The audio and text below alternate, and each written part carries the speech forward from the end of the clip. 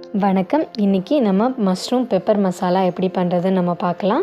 இப்போ இதை பண்ணுறதுக்கு என்னென்ன பொருட்கள் வேணும்னு நம்ம பார்க்க போகிறோம்.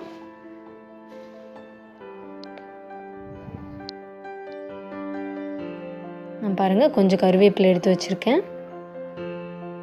அப்புறம் மஷ்ரூம் நீளமாக கட் பண்ணி வச்சுருக்கோம். ஒரு பெரிய வெங்காயம் குட்டி குட்டியாக நறுக்கி வச்சுருக்கோம். 3 டீஸ்பூன் பெப்பர் மசாலா, இஞ்சி பூண்டு பேஸ்ட், ஒரு பெரிய கேப்சிகம் குட்டி குட்டியாக கட் பண்ணி வச்சுருக்கோம். 1 டீஸ்பூன் கடுகு ஜீரகம், 2 பச்சை மிளகாய். இப்போது இதை எப்படி பண்ணுறதுன்னு நம்ம பார்க்கலாம்.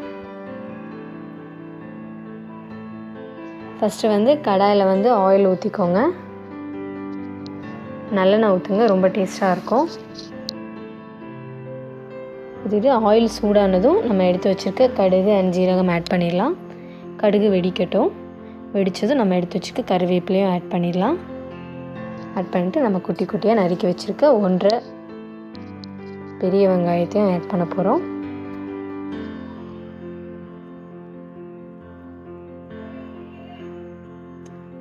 பெரிய வெங்காயம், ரொம்ப பெரிய சைஸ் வெங்காயம்னா ஒரு வெங்காயம் போதும். மீடியம் சைஸ்னால் ஒரு 1.5 வெங்காயம் ஆட் பண்ணிக்கோங்க. ஆட் பண்ணிவிட்டு நல்லா ஃப்ரை பண்ணணும்.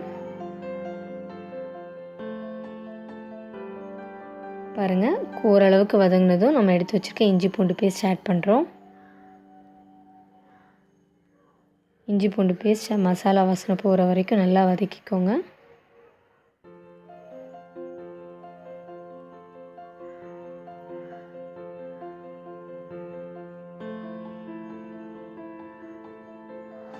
அப்புறம் நம்ம எடுத்து குட்டி குட்டியாக கட் பண்ணி வச்சுருக்க பச்சை மிளகாவையும் ஆட் பண்ணிடலாம்.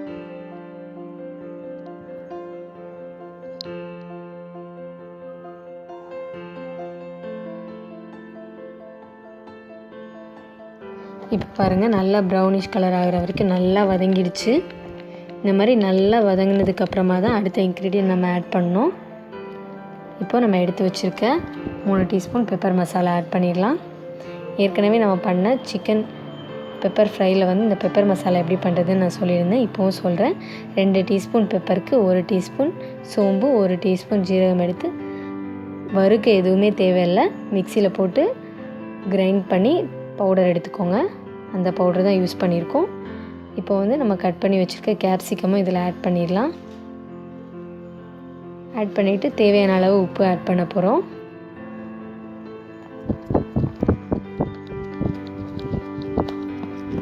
உப்பு ஆட் பண்ணிவிட்டு ஒரு வாட்டி நல்லா மிக்ஸ் பண்ணி விட்டுட்டு மூடி வச்சு வேக வச்சிடலாம்.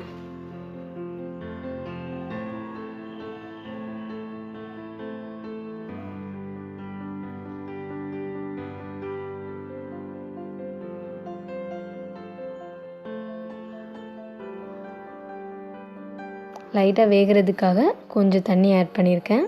ஆட் பண்ணிவிட்டு மூடி வச்சிடலாம். இப்போ பாருங்கள், கேப்சிகம் கலர் நல்லா மாறிடுச்சு. நல்லா ஓரளவுக்கு நல்லாவே வதங்கிடுச்சு.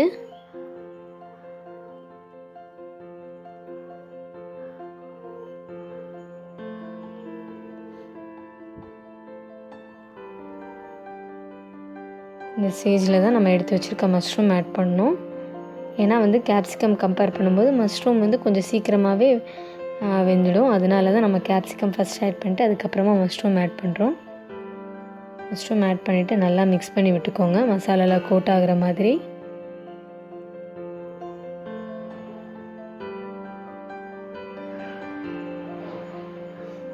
பாருங்கள், மூடி வச்சு வேக வச்சிட்டோம். ஒரு 4 நிமிஷம் ஆயிடுச்சு. மஷ்ரூம் நல்லாவே வெந்திருக்கும். ஆனால் இன்னும் கொஞ்சம் ட்ரை ஆகட்டும். அதனால் நம்ம இன்னும் கொஞ்சம் நேரம் வேக வச்சிடலாம்.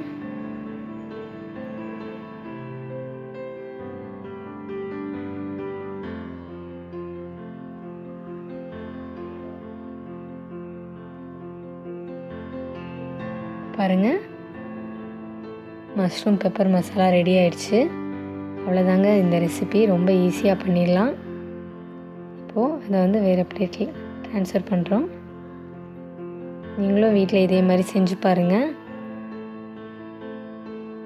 செஞ்சு பார்த்துட்டு டேஸ்ட் எப்படி வந்துச்சுன்னு மறக்காமல் கீழே கமெண்ட் பண்ணுங்கள்.